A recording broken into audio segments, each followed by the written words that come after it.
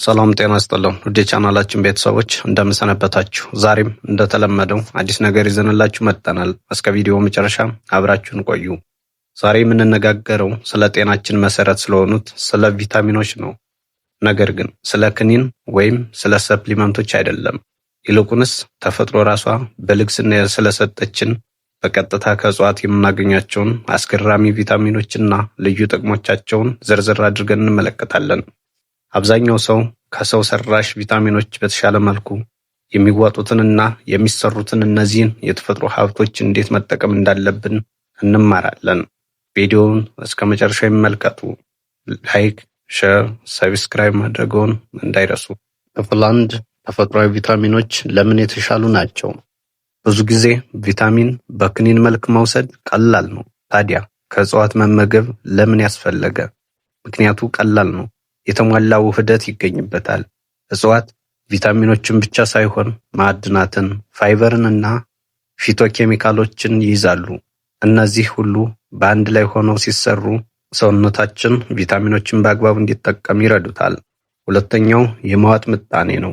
ከምግብ የሚገኙ ቪታሚኖች በሰውነት በቀላሉ የመዋጥና የመጠቀም እድላቸው ከፍተኛ ነው። ሶስተኛው የጎንዮሽ ጉዳትን ይቀንሳል። ሰው ሰራሽ ቪታሚኖች ከመጠን በላይ ከተወሰዱ የጎንዮሽ ጉዳት ሊያስከትሉ ይችላሉ። ተፈጥሯዊ ምግቦች ደግሞ ይህ ችግር የለባቸውም። ክፍል 2 ወሳኝ የእጽዋት ቪታሚኖችና ምንጮቻቸው ዝርዝር አድርገን እንመልከታቸው እስኪ። አንደኛ ቪታሚን ሲ የበሽታ መከላከያ ጀግና ይባላል። ዋና ጥቅሙ የበሽታ መከላከል አቅምን ማጠናከር ነው። ከጉንፋንና ኢንፌክሽኖች ለመከላከል ወሳኝ ነው። ኮላጅን ምርት ለጤናማ ቆዳና ፀጉር እንዲሁም ለጥፍር ያስፈልጋል። አንቲኦክሲዳንት ነው። በሰውነት ውስጥ ያሉ ጎጂ ነፃ ጨረሮችን ይዋጋልናል። ዋና ዋናዎቹ የእጽዋት ምንጮች ደግሞ ብርቱካን፣ ሎሚ፣ እንጆሪ፣ ፓፓያ፣ ኪዊ፣ ቀይ ቃሪያ፣ ብሮኮሊ ናቸው። ሁለተኛው ቪታሚን ኤ ለአይን ብርሃንና ለቆዳ ጤንነት ይጠቅመናል።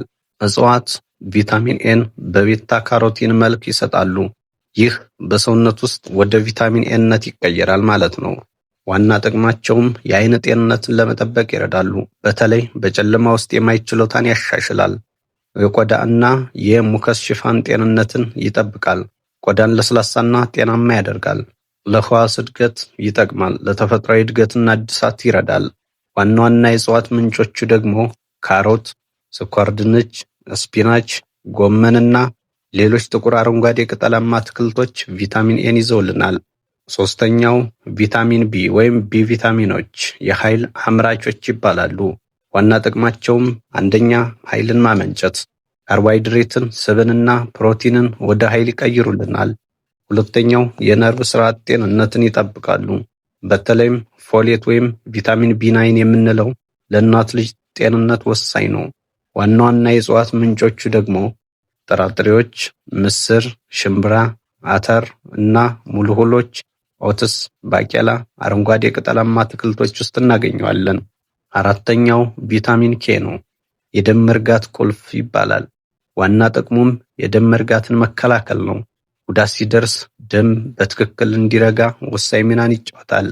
ሁለተኛው የአጥንት ጤንነትን ይጠብቃል።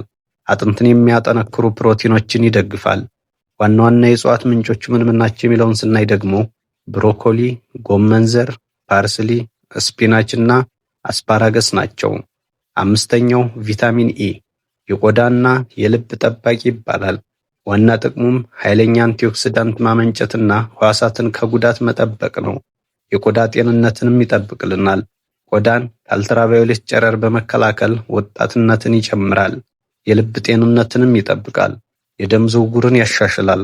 ዋና ዋና እጽዋት ምንጮቹ ምን ናቸው የሚለውን ስናይ ደግሞ የሱፍ አበባ ዘር፣ አልሞንድ፣ ስፒናች፣ አቮካዶ እና ሌሎችም ናቸው። እንደተመለከታችሁት ተፈጥሮ ለሰውነታችን የሚያስፈልገውን ሁሉ አዘጋጅታለች። ጤናማና ብርቱ ለመሆን ክኒን ከመዋጥ ይልቅ በየዕለቱ አመጋገባችን ውስጥ እነዚህን ባለቀለምና በአልሚ ምግብ የበለጸጉ እጽዋትን ማካተት ትልቁን ለውጥ ያመጣል። ዛሬውኑ ምግብ ዝርዝሮን ይቀይሩ። ይህ ቪዲዮ ጠቃሚ ሆኖ ካገኙት ላይክ ያድርጉ። ለሌሎች እንዲደርስ ሼር ያድርጉ። ወደፊትም ተመሳሳይ የጤና መረጃዎችና አዲስ ነገር እንዲደርሰዎት ሰብስክራይብ በማድረግ የደወል ምልክቷን ይጫኑ። መልካም ጤንነት። በሚቀጥለው ቪዲዮ እስከምንገናኝ መልካም ጊዜ። ሰማ ቲዩብ